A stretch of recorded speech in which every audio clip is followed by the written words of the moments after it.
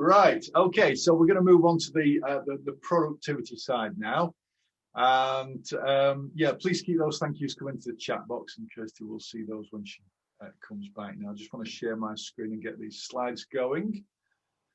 Right. So hopefully, and just give us a yes in the chat box. Can you see the title on my screen that says "How to Double, Even Triple Productivity"? Brilliant. Okay. Spot on. Right. Well, let me get to it then. Quite often we can get through our day and it feels like this, doesn't it? It's dragging the balls and chains of actions around. We feel like we're just trying to plow through the day, but we're not achieving what we've set out to do. That can often make you feel like, yeah, you're just not achieving stuff at the end of the day. And so this is what we're going to be focusing on today. How do we overcome that? Now, a great analogy, I thought, for this particular conundrum here is a story. When I turned 16, which is way, way, way too many years ago now, my parents kindly and generously bought me it was effectively a moped, but it looks like a motorbike. It was called a Yamaha FS1E, a little 50cc moped. And it was fantastic to have that. And they unloaded it off the van, brand new. And he says, right, you need to run it in. Yes, a fizzy, that's right, yes. And yeah, he says, you need to run it in, limit your speed to 25 miles an hour until you've achieved 500 miles an hour, 500 miles, and then you can open it up. Obviously, it's a moped, it's going to be restricted to 30. So for the first 2 or 3 weeks, whatever it was, I'm plodding along. I mean, you know what those little mopeds sound like? The engine's going, wah, and you're barely moving along. So I couldn't wait until I could finally open it up from 25 miles an hour to 30. But when that time came and I opened up the throttle, it didn't actually go any faster. It was still doing just 25 miles an hour, the engine screaming along, and progress was very slow. And I kind of came to terms with the fact that maybe it's just not capable of going faster than 25. Until eventually, and this was a little bit silly, but a few, yes, I did some of the things to mine, Brian. But a few weeks in, or maybe months in, naively, I suddenly discovered that there were more than 3 gears on this bike. There were actually 4. And so when I discovered this 4th gear, I think I'd tried in the past and it was just maybe a little bit stiff and I just assumed there were 3 gears. I discovered this 4th gear and suddenly the engine relaxed a little bit, but the bike went faster. And that's really an analogy I give for gearing, which is one of the stages in our AVN roadmaps, because it is about really changing gear so that we, the engine, can relax a little bit, but the vehicle, the business, can progress much better and we can get much more done maybe in less time. So it's about leveraging our time by gearing up. So I hope that analogy makes sense. Now, this subject is about productivity. So what is productivity? This is my definition of it. Maybe you've got a different definition. For me, productivity is high performance on the right stuff. Now, obviously, we need, we can all be busy on the wrong stuff, can't we? And we can get sucked into that trap on a regular basis. Last week, Emma shared that the 4 quadrants. So making sure that we're focusing on the right stuff is important. But what do we mean by high performance? And so for me, what that means is maximum speed and accuracy on those things. So as I say, maybe you've got a different idea as to what that means for you, but for me, that is really productivity. Now, I did allude to this last week. When we sit down to do a project, a piece of work, whatever it might be, we kind of assume that, right, I'm sat down, I'm concentrating, and therefore we're instantly at 100% of our cognitive ability when it comes to concentration. But the reality is it takes an average, not a perfect amount of time of 11 minutes, but an average of 11 minutes for our brains to achieve that maximum concentration. Our brains have to gear up as well. But also, actually, in reality, that's what that kind of looks like. But we can only also maintain this for 20 minutes before the concentration starts to fall away. Now, we're not consciously aware that our brain ability has slowed down, but it's happened. Okay, so if we think, well, I'm going to work on this non-stop until it's done, chances are we're going to be working at a very small percentage of our overall ability. Now, so really, as I say, that's what that looks like. Another factor which I'm going to be sharing with you also means that it's possible we don't even reach 100%. Now, I've said 70 on here, but depending on the situation, it could be even less, which means your maximum effective concentration might never really achieve its full potential. So I'm going to be talking about how we address that in this session as well. And for me, the most important factor is, despite all of that, an interruption of just 2.5 seconds will reset us back to zero. So what I want to do is just very quickly take you through a scenario. Now, this scenario may seem contrived and exaggerated, but actually what you'll find when I share some stats with you later is that in reality, it was understated. So let's just assume that you've decided, right, I'll lock myself in an office now. It's a quiet room. I've got some stuff I just need to crack on with, and I just want to nail it. Okay, so you start and that concentration level starts to go up. But then there's a knock on the door, and the door opens and it's just one of your teammates saying, would you like a cuppa? Oh yeah, thank you, that'd be very nice. I'll have a coffee with 2 sugars, please. Well, what's actually happened, that interruption has reset our concentration. Okay, we're back, if you imagine a car or that motorbike, we're back into first gear again, where it's like we've hit a set of traffic lights. Okay, so we start again, we get back to it. A few minutes later, knock on the door, cuppa arrives. A few minutes later, we hear a phone ring. It's not the one next to us, it's in the next office, but we hear it, we're slightly distracted, we're just listening. Is that going to be for me? No, it's not. Okay, I can carry on. The next minute or a few minutes later, the door bursts open. It's one of your colleagues. Did you see the match last night? What a disaster. Paul, I'd love to talk about that, but right now I'm just in the middle of some stuff. Can we talk about it in maybe an hour or so? Yeah, no problem. I'll leave you to it. So we back to it we get, and then we hear that fatal ding. It's an email. We've seen the little pop-up in the top corner, and it's an email, but we can see because of the pop-up, it's also an email from a client. So we think, I'll just best have a look at that, make sure it's not something I need to just deal with now. No, it's okay. I'm fine. I can carry on. Phone rings again. This time it's the one on your table. So you pick it up. It is a customer. Look, just ask them if I can call them back at maybe 12:30. Okay, yeah, lovely, spot on. Get back to it. There we go again. Another team member knocks on the door. I'm sorry to disturb you. I've got a few minutes. I just need to run something by you. Could it wait just a couple of hours? Is that all right, Janet? Yeah, that's fine. Couple of hours, that's fine. Okay, you carry on. Ding, another email comes in. You take a look at it. Okay, that looks like it's junk. I'll ignore that. And then we get another knock on the door. Have you done with your cup? I can see you're busy. I'll wash it for you. Now, as I say, I can see it definitely in there. You may think that that's an exaggerated version, but in reality, it probably isn't. When we're interrupted this many times, when our concentration level doesn't reach its maximum, we don't achieve as many jobs as we could do if that was at 100%. And I'm sure you can see that we never really exceeded probably 15% in that analogy. So when this happens, we don't get the work done that we need to. We come away from work feeling that with no sense of achievement. And not just you, but your team members as well, if you have them. We end up working in the evening to compensate. This can impact on our family, friends, recreation time, and it can also lead to worry, stress, and anxiety. And some of the stuff I'm going to talk about a little later can lead to serious mental health problems as well. So what prevents us from achieving that 100%? Well, there's a few factors. One is the 21st century working environment that we find ourselves in. So focusing on the wrong things, of course, means that, yeah, we might be busy, but are we busy fools? There's a massive difference between being overwhelmed and feeling mentally overwhelmed. And so we need to get that under control. And sometimes maybe we're embracing the wrong technologies as well. Okay, so let me just address those things. Let's start with the environment. You know, you set up a business or whatever it is, you might rent an office, you create an office, whatever it is, you fill it up with tables and computers, you stick a fridge in there, you stick a kettle in there, all the coffee making stuff, and you feel that you've created the most productive environment for your team to work in. Now, granted, with COVID, there are restrictions around working in the office, but for many years, many of us have worked in open plan offices.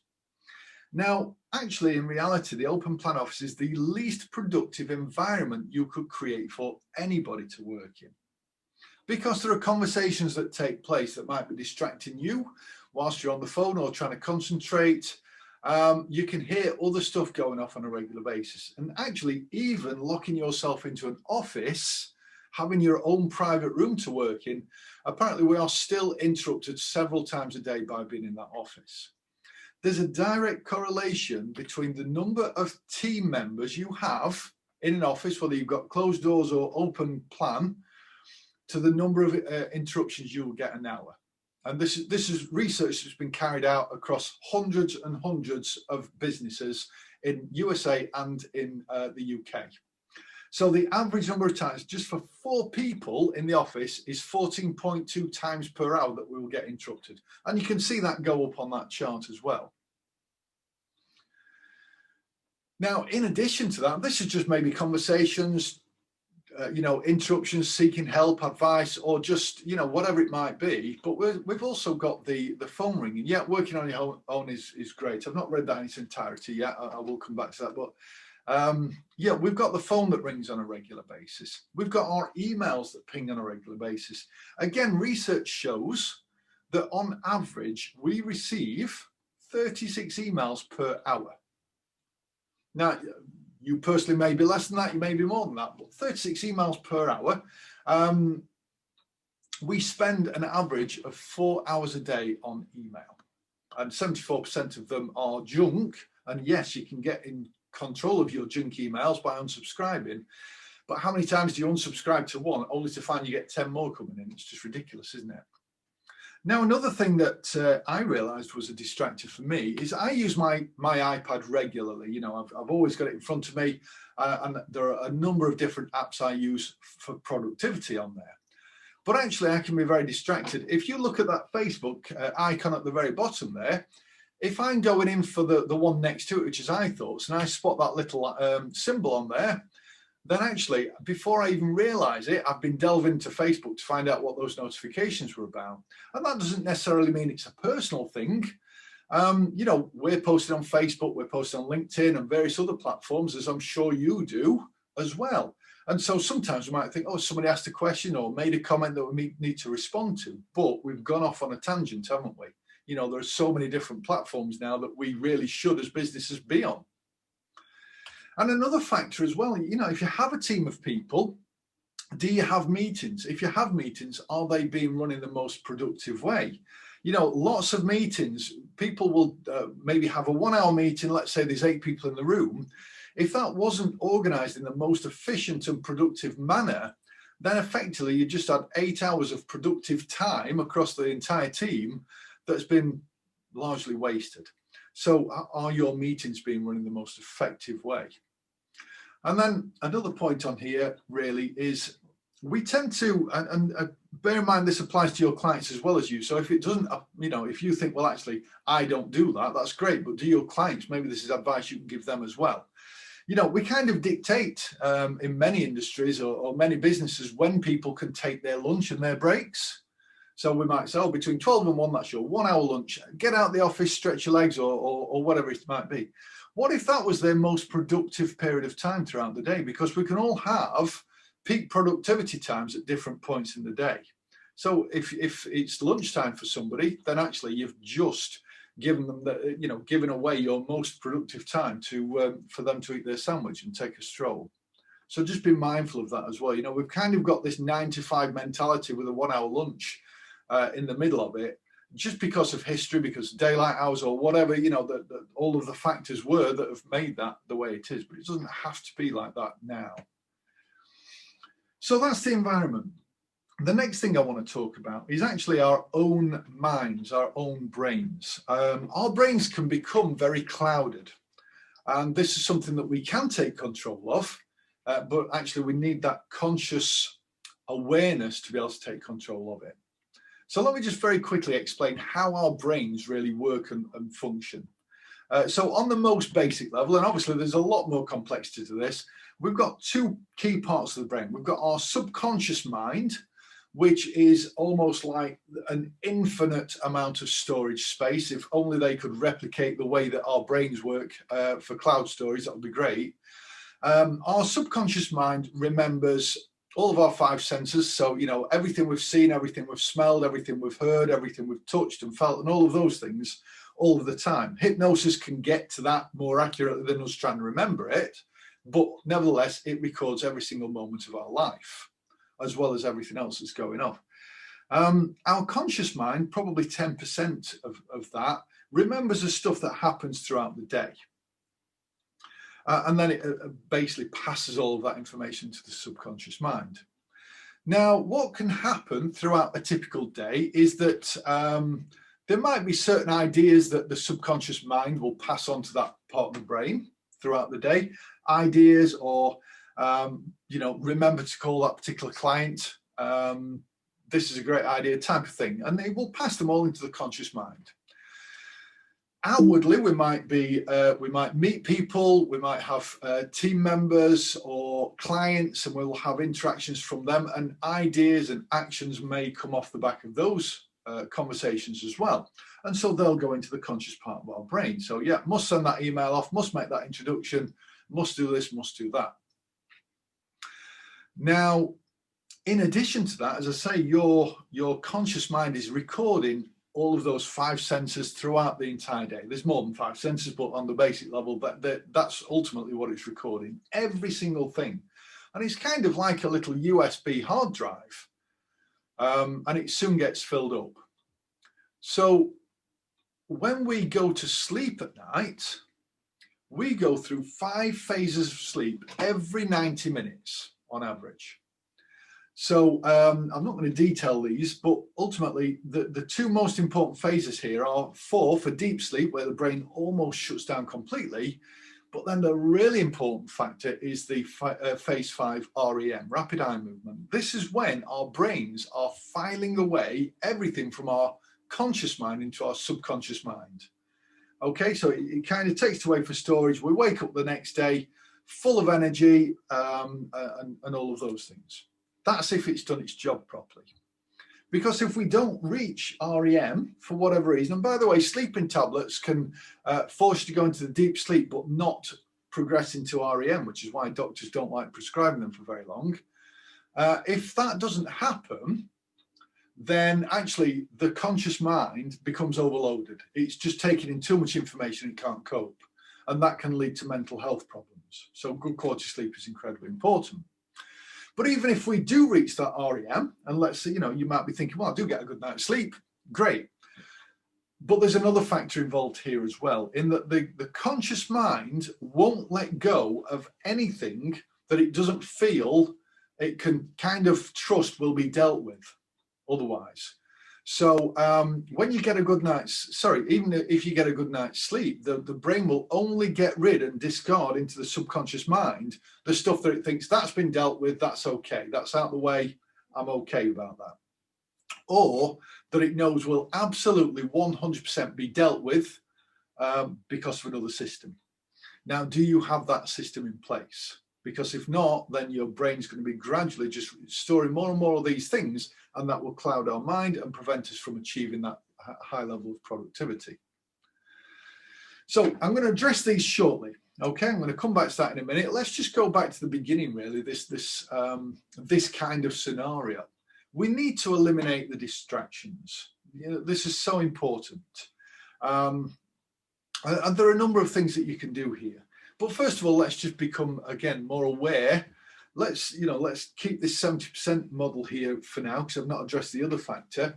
Let's just be aware that the brain does work like this. Whether we like it or not, whether we choose to accept it or not, that's the way that the brain works. It can only achieve that productivity level for a maximum of 20 minutes, and then it needs a break. Okay, and a break will reset it. Great. So let's put a line in the sand for that break time. So let's maximize on this, the most productive the brain is going to be. And this, you might remember last week I shared and Emma talked about the Pomodoro technique. So if you didn't download that, by the way, I highly recommend after this session, research the Pomodoro technique. When I used to, I've still got an office now, but nobody's ever in it. But when I did have an office before with team in it, if I needed to nail some projects, I would stick a sign on the door that looked exactly like that, because that was it, that said I'm basically having a Pomodoro day and do not disturb. And my phone would go off, the emails would go off, and people knew not to knock on the door at all for any reason. Now, the Pomodoro technique is just do this for 25 minutes and then take a 5-minute break. That 5-minute break can be go for a stretch break, go to make yourself a cup of tea. It might even be just flicking to your emails to see if anything needs to be put into your day's agenda or anything like that, but not more than 5 minutes, and then go back in. And in that time that you've just moved away onto something different and then come back to the original, then your brain will go back into that maximum concentration again. So that's really important. Also, you know, the environment that we place ourselves in is important as well. I've always advocated working from home. Most of us have had a little choice recently, but working from home, as long as people are, you know, they set up properly and that they've got a good plan in place themselves to keep them productive, then working from home is, you know, a really good idea. But also, you know, we don't have to be anchored to these two locations, the desk, the office, you know, the office desk or the home desk. We live in an environment now where we can be paperless. So personally, on a regular basis, in summer at least, I will go and find a park bench somewhere. I'll change my environment. This is a place not too far from us. It's got a fantastic view. It's really nice and serene, surreal. And, you know, I will get loads of work done just by changing my environment, more so than I probably would sat at my desk. In winter, I will at least 2 days a week go and find a Wetherspoons to work in. I mean, for me, it's fantastic working in Wetherspoons. It's free heating, it's free Wi-Fi, and it's unlimited coffee for £1.25. And I tend to pick a table right next to the coffee machine, so I don't have to pack up the laptop away and get it. Now, you might say, well, that's a noisy environment. Yes, it is, but it's white noise. It's not something that's going to get my attention all of the time. So for me, that works. But you've got to find something that works for you, and importantly, your team, because what works for you might be different for your team. So my recommendation is just really just take a look at your different working environments and just try and create the most productive environment you can. Now, even if none of those work for you from a control point of view or whatever it might be, even if you have your open plan office or whatever, at least, at the very least, maybe assign 2 hours every Thursday morning or whatever it might be to say, okay, we are having 2 hours of complete silence. The emails go off on every machine, the phones get sent to answer phone, no talking, no distractions whatsoever, and we're just going to concentrate. And you just measure the impact that that has. And another thing worth mentioning on this as well is that we all are productive at very different times in the day. I used to be at my most productive between midnight and 4 a.m.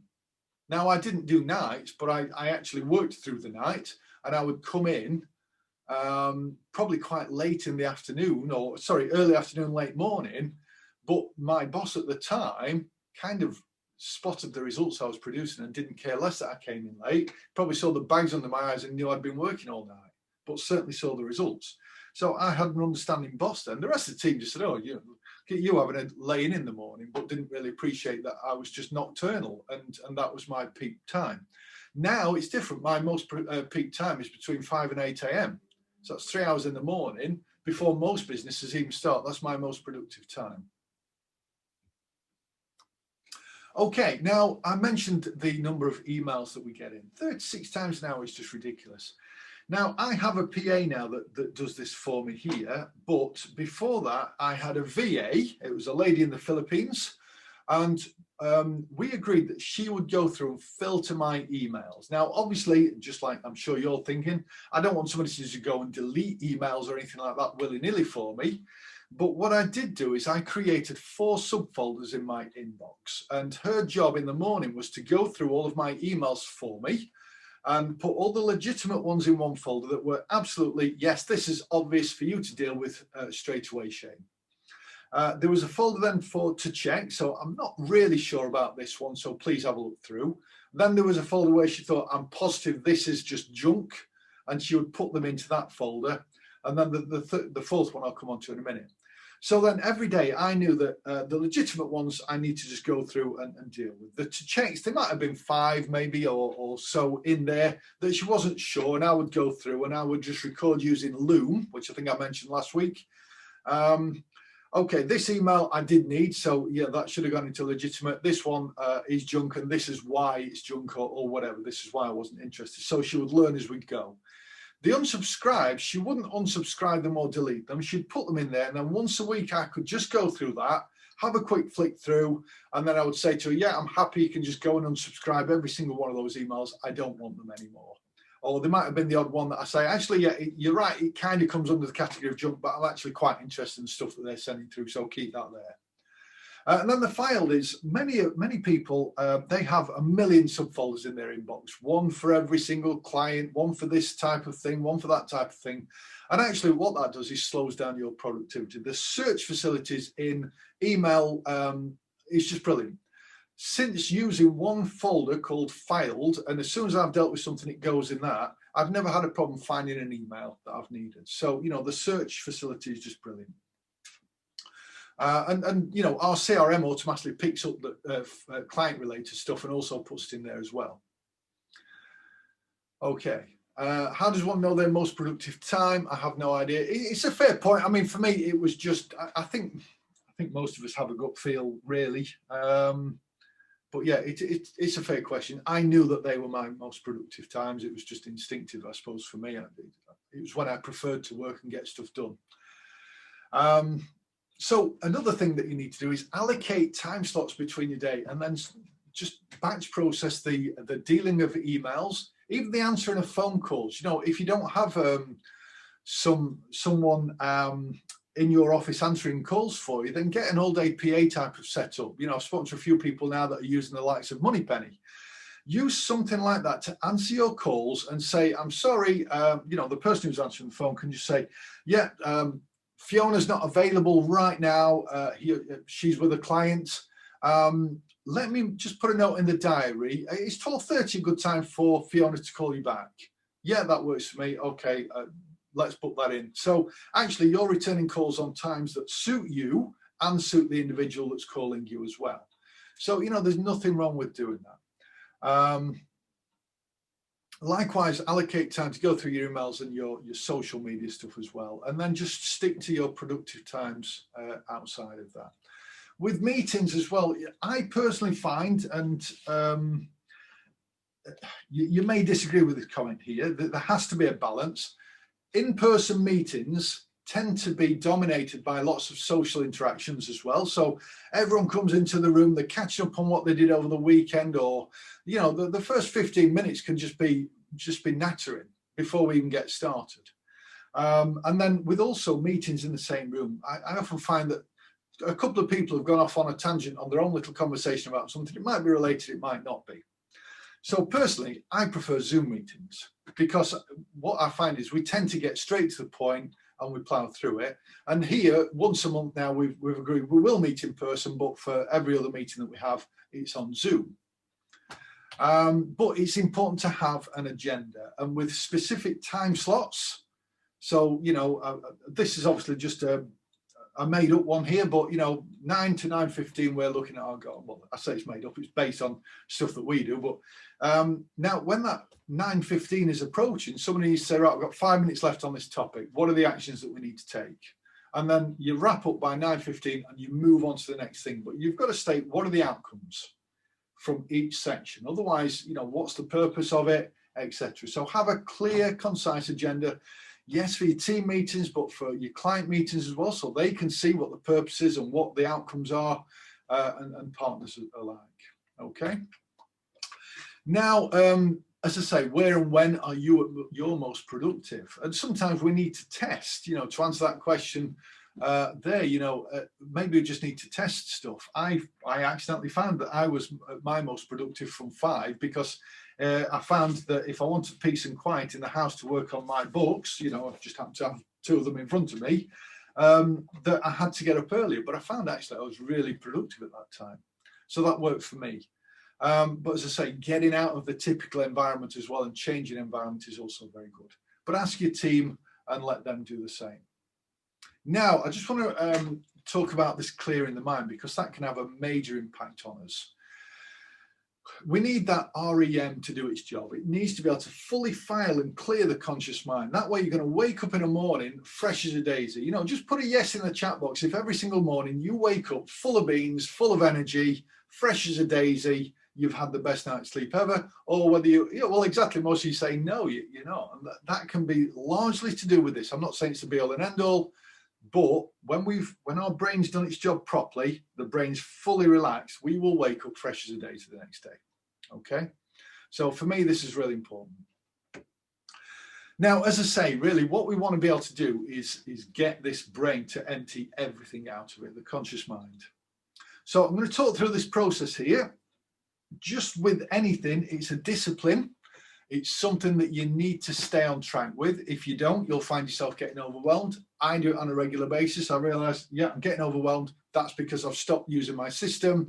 I get back on track and suddenly I'm fine again. Okay, so it is something you've got to discipline yourself with. So this represents, you know, we have an idea, it comes into our head. That idea, I mean, how many times have you been in the shower and think, oh, I must call such and such later today, and then you've forgotten by the time you've even got out of the shower. You might be in the middle of Tesco's and you think, oh, I must do that, that whatever it might be. And then we completely forget about it just a bit later. Our brains are designed to give us ideas, present us ideas, not to store them, and certainly not to remind us about it at the appropriate time. So we need to use an alternative system that does that for us. Okay, so we have to have some kind of, and I've put here final system here, some trusted method where we're storing information that's going to give it to us at the right time. But as I said, sometimes we might get these ideas at the most inopportune time. So for example, I've just mentioned the shower. So what I'll do is, in fact, I'll talk about that in a minute. My system, by the way, is Trello. Now, that's not a screenshot of my personal Trello. These are just ones I've got from Google. But with Trello, I love Trello because I can use it on my watch, I can use it on my phone, and I can use it on my desktop and my iPad and everything else. So it's a system that is with me all the time. Now, I mentioned on this previous slide here, a trusted method A. You might have a method A, a B, or a C. If you wake up in the middle of the night, getting on your phone to type in an action is going to give you that blue light, which is not good for you. So a pen and paper will be sufficient. Keep one of those, make a note of whatever it is that's coming to your head.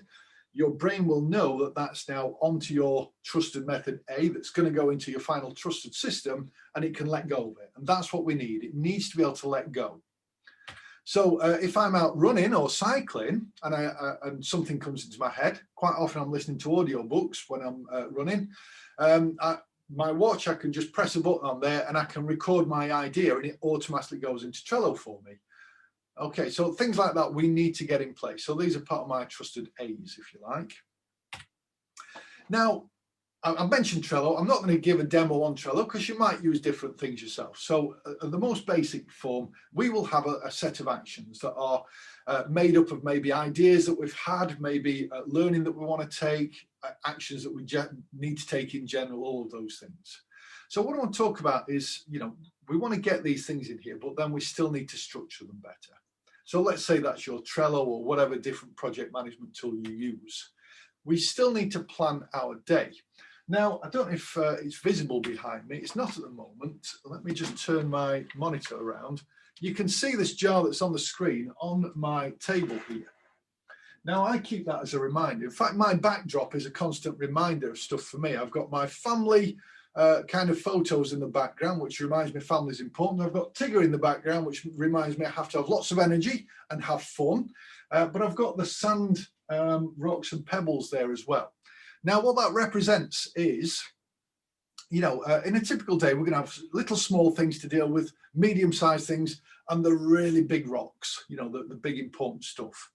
Now, typically and really the original analogy here was in our life, we have little things, big things, and real big experiences. And the analogy here is that if you do all the small stuff first, you kind of run out of time to do the really big stuff that you wanted to do. And so the analogy, and I'm sure you've seen it on Facebook and various other things, is, you know, if you deal with the big stuff first, and then between that, you can kind of fill it up with some of the medium stuff. And then even between that, the small stuff, what you find is the exact same amount that's in the left-hand jar that didn't fit, fits into the right-hand jar very comfortably. So it's important to start with the big stuff and work our way through. So here's a good way of planning your day. In the morning, we tend to have the most energy and the clearest mind, as if we've started off properly. So start with your big projects first, your big rocks. Now, if it may be that a big rock might take 8 or 9 hours, fine. Park it at lunchtime though, whatever progress you've made on it, park it at lunchtime. And then, you can start to work on some of the other projects in the afternoon. So let that project maybe take 3 days. Now, bear in mind, we're using the Pomodoro technique here. So you can still look at your little projects in between, your really small ones, in those 5-minute breaks. When it comes to lunchtime, eat light. I'm sure you know that if you eat a heavy lunch, you're just drained of energy because your body's focusing more on digesting than actually, it redirects your energy to your digestion system than your brain. So in the sort of early afternoon, work on those medium-sized projects. And then last off, work on the really small ones. Now, what's happening here is, at the beginning of the day, you might not even get to tick off one action because you're working on a project that's maybe over several days. But in the afternoon, you're doing those smaller projects, which means you're starting to tick stuff off. And then last off, you're doing those really small projects, which means towards the end of the day, you're ticking loads off. That leaves you with that great sense of achievement that you're progressing. Okay, and as I say, those 5-minute intervals is where you do your really, really small things. So if we look at our plan here, and obviously it's a very minute set of actions here just for the demonstration of this. This plan, I just want to talk through the categories here. So we've got the task. Now, project I'll come on to shortly, but we've got the task, what the action needs to be. I've got a category here because really, ideally, you should group the similar types of categories. So if it's a discussion, if it's telephone calls, group your telephone calls because our brain can more easily switch from one type of thing to a similar type of thing. Do you know what I mean? Rather than completely different. So try and group similar types of activities. I've put context there and I've got office and home. If there's stuff that actually you prefer to do at home or you can do at home, then group them. So stuff that can only be done in the office, and maybe you can group those. So this day I'm working from home. These are all the things I do best at home. So I'll group those together as well. And then also we've got a duration there. Now, I said start with the big stuff. So what we want to be doing is identify, right, okay, I'm going to start with that big project first. It's probably going to take me 8 or 9 hours, but I'm going to start with that. And then here, look, again, if we're looking at what we're going to do in the day, that's a home thing. I'm in the office today, so I'm going to take that off the agenda. I'm just going to stick with the stuff that's in the office. And these are the things I'm going to nail. So in other words, we're planning the day much more efficiently. You've got to manage your distractions. I've talked about that already. And by doing that stuff and certainly having this trusted system, then your brain is going to empty those things out at night and you're going to get a better night's sleep. Now, I'm going to talk a little bit about sleep as well and just making sure that you are getting the best sleep in a second. So this is kind of an example as to what your morning might look like, the first 45 minutes of it or whatever. So we start on a project, then we do the Pomodoro, take the 5-minute break, go for a walk, make a cuppa, whatever it might be. You might want to delegate a task. But in the middle of that process, if an idea comes into your head, don't drop everything and move on to it. Just write it down, sheet of paper, very quickly, and then carry on with your project. Another idea comes in your head, write it down, leave it, and maybe in that 5-minute break, that's when you put it into your trusted system. Yes, Hetty. Okay, so ultimately, this is what we can do then. We can keep our level of productivity high. Now, I just want to very quickly talk about the difference between an action and a project. If we look at, again, a very contrived to-do list here, maybe we leave house and we've got an action to take the dog to the vets. Now, that's a straightforward thing, can't go wrong, no room for interpretation. Take dog to vets. As long as you remember, stick dog in cart and go via vet, that's a no-brainer. So you do that. You get into the office, the next job is I need to review bloggings, plumbers, accounts. That's something you're very accustomed to. There's no trying to figure out what on earth I need to do here. You can do that, it's a straightforward action. Likewise, having this meeting with Pollux Locks, you can do that. We get to this next one, create a one-page plan for the practice. You might look at that, your eyes glaze over a bit, not really sure where to start on that one. And then eventually you think, oh, okay, well, look, it's let me go fetch the dog from the vet. And then you finish the day and you might look at your list and think, well, 4 out of 5 is not bad. But actually, in reality, we've missed probably one of the most fundamental actions there. It's a quadrant 2 thing. It's one of the things that's going to help your practice grow. If you don't know what the one-page plan is, it's an ABM resource for your practice. But ultimately, it's something that's not an action. It's not a concrete robot style, follow this action. It is a project. And a project needs breaking down into its constituent parts. So that might be that, you know, you type all these things out, you grab a pile of Post-it notes and you're structuring them, and then you put them into some kind of logical, linear set of actions that you need to complete, and then those things should go on your to-do list. So hopefully that makes sense. Now, achieving REM as well, it's not just about making sure that all of those actions that could be in your head are logged into a system. There are other things as well that can prevent quality sleep. So, you know, I'm just going to run through these now. There are many more things online. Don't eat sugary stuff at least 2 hours before bedtime. Well, don't eat at all 2 hours before bedtime, apart from maybe a small snack. Avoid smartphones. We've all heard of the blue light impact that can have on, and even those night modes, there's still some blue light, so it can prevent you from sleeping properly.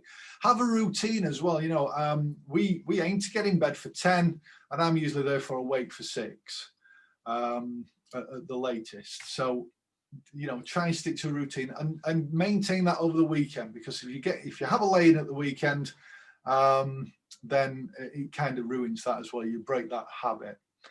Keep the conscious mind free. That's the stuff we're talking about. Now, if you wake up earlier than you'd normally like to, get up. Now, that might seem daft. You might look at the time and think, oh, I've got another hour yet, or I've got half an hour, or I've got whatever it might be. But that sleep cycle is 90 minutes. And if you wake up in the middle of a sleep cycle, you're going to feel groggy all day. So there's lots of apps, and I use one myself, which is that wake up naturally. So it senses as your body's coming out of that final phase and can start to wake you up in that time, rather than your alarm going off when you might be in the middle of a deep sleep. So chances are you'll probably naturally open your eyes maybe at 5 or 6 or something like that, or at least you're coming out of it and you might start to fall back in. So you must get up at that time. It may seem weird to start with, but actually you'll find that you're full of energy for doing it. Okay, so as I say, lots of tips online. So these are the things I've covered: improvements to the working environment, working on the right stuff, and the difference between being overwhelmed and feeling overwhelmed. Now, a couple of recommendations. A couple of recommendations here are, and Emma said this last week, start to diarise when are you interrupted, what were you interrupted for, and start to think, is there a system I could put in place, or what are the things I could do in place here? You know, it's a whole different subject to talk about your team taking initiative. I'm happy to cover that if your team are interrupting you with things that you feel that they shouldn't be, but start to log them at least, because what gets measured gets managed. And then identify, you know, eliminate the disruptions, batch process as much as you can, because again, our brains cope better with stuff that's batched together as well. Plan your day in advance, and make sure you use a trusted system. Okay, so that's the end of that presentation. Miraculously, I managed to finish that on time. Just, I know there's a lot coming to the chat box, and what I'll do is I'll address that afterwards, but just give us a feel in the chat box. Is that something, has that been useful for you? Okay, good stuff. So, as I say, this is a system that it can be difficult to stay on. You know, you've got to use the discipline to maintain it, but makes a massive difference for me. And as I say, anytime I'm feeling overwhelmed, I suddenly think, you know, I've stopped using my system. So my recommendation is do the same, and it'll get your productivity levels incredibly high. So wonderful comments in the chat box. Thank you very much for those. And yeah, brilliant. So we're finished on time. So yeah, I was just going to ask if you could come back. I was just saying if you're still here, actually, Kirsty, but yes, you are. So again, so thank you to Kirsty. Every single week, pretty much, you've been on here. You are give, and it's so grateful to receive. So thank you very much, Kirsty, for you know, this research that you do, and the way that you convey it really helps us all. So thank you. The dog barking in the background. Well, I think we're all life at the moment. Real. All right, well, listen, thank you very much, everybody. And listen, next, those of you still on, I appreciate a few of you have had to leave. those are still on. Next week, we've got Val Wishart coming on. If you remember a few months ago, I'd asked, would you be interested in listening to some of the successes from accountants who've really gone through the trials and tribulations and achieved great success in the practice? I think there was a resounding yes in the chat box. So next week, I've got Val Wishart. She's made massive transformations in her practice. I'll drop you a few emails, of course, to let you know what that's going to look like. But make sure you tune in for Val next week. It's going to be an incredibly inspiring session. So look forward to seeing you then. All the best, everybody. Have a great week. Bye-bye.